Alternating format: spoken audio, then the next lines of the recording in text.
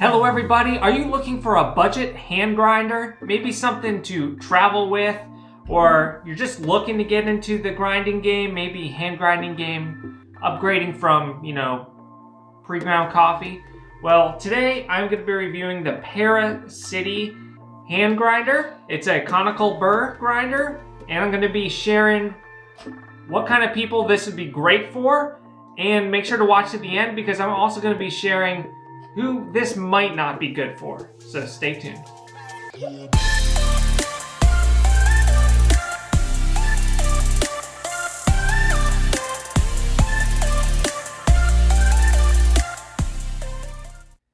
Hello everybody, welcome back to corkandjava.com. I'm Billy, and we all know you're supposed to get joy and fascination from even the little things in life that most people take for granted. So here at Cork and Java, we're here to expand and enrich your experience with all of your favorite beverages through coffee and wine, reviews, and how-tos. So if you're new here, consider hitting that subscribe button down below and that little bell so you're notified when all of our future videos come out. All right, so we were sent this PARACITY coffee bean grinder by the lovely people at PARACITY to review, and it passed the sniff test. It is a really good entry-level and budget-friendly conical burr grinder. I'm going to be going over some of the really good pros about this grinder and some of the cons as well. And I'm going to give you my final thoughts at the end of who this would be great for and who might want to pass on it. So make sure to stay tuned. So first things off, some of the good things that I really like about it. The first thing is it comes with an extra sealable glass container, which I think it makes this whole unit then great for traveling, because then if you only have a weekend trip and you only going to be making coffee a few days, you can fill this up with just the coffee you need to travel with, which I think is really cool. And most hand grinders aren't going to come with a separate container, and I would definitely recommend, if you're storing anything, to store the whole beans. You're not going to want to grind and then store grounds, because once you grind, it's not going to stay fresh as long as if you keep them in a container of just beans and then grind as soon as you need it. And that's also one of the other pros to this whole unit is its glass. We've been using this for about a month now, and there's been no static, and it's come in the later winter months here, so even my stainless steel grinders are still getting some static in there. So this has been pretty impressive. Another really cool feature is this rubberized pad. And the top is rubberized too, but if you're grinding and you want to put it on a surface, it just gives it really nice grip. So another feature of this is it's a conical burr grinder. It's a ceramic burr in there. I don't know if you can see that well in the camera. That's one of the pros. It's not like a block or anything like that, like super cheap. But I would say here's one of the downsides. It's not super secure. There's a lot of play. I don't know if you could see that, but I can wiggle that burr around in there. And what that does, that causes, some of the gaps to be big where the beans are coming through, and then some small, and you get kind of a significant variation in your grind size. It's not very consistent at all, but I mean, it is way more consistent than like a electric blade grinder would be. So it's a step up above that, but this is not something that you would want to invest in for espresso, especially since our other con is it takes a while to grind. Like, one, it's just a very large circumference. So whereas some other grinders might be a smaller circle rotation, this one you gotta have a lot of travel, which is nice if you're somebody that isn't that strong, because it gives you a lot of leverage and torque, which that's a bonus. So that's one of the pros, but really comparing to my Lido 3, it takes about twice as long. And part of that is just the large rotation And the other part of that is the conical burr inside is pretty small.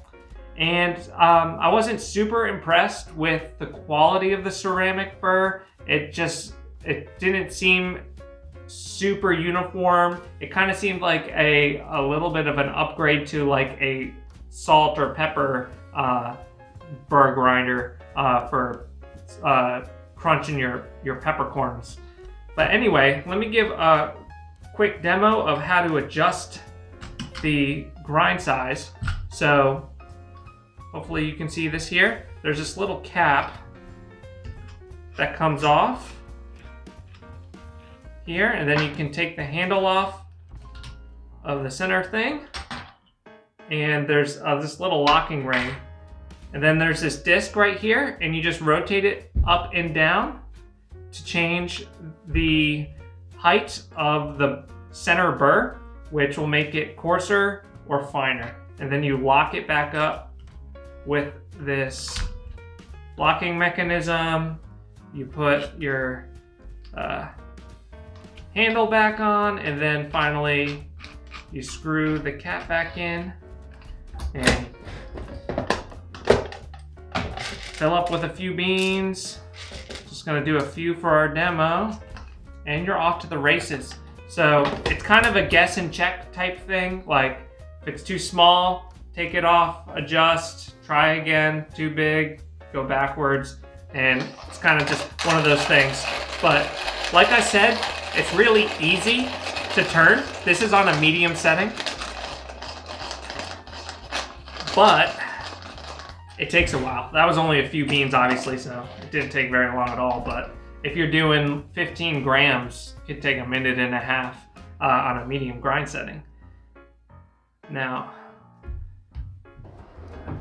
here is the results. Hopefully you can see this in my hand decently.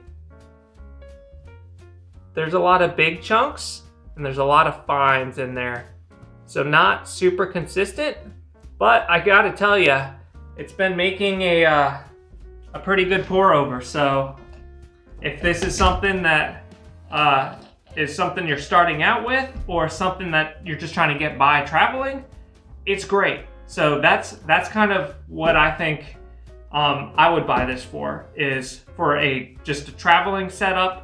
If you don't have a hand grinder already and you're looking for something that you're only going to use every once in a while, and you don't want to carry or travel with some kind of electric grinder, and you still want to grind some fresh beans, you got your storage container, you got your grinder. It is glass, so make sure you're protecting that in your luggage. But other than that, it is a great setup for a really cheap budget travel grinder setup.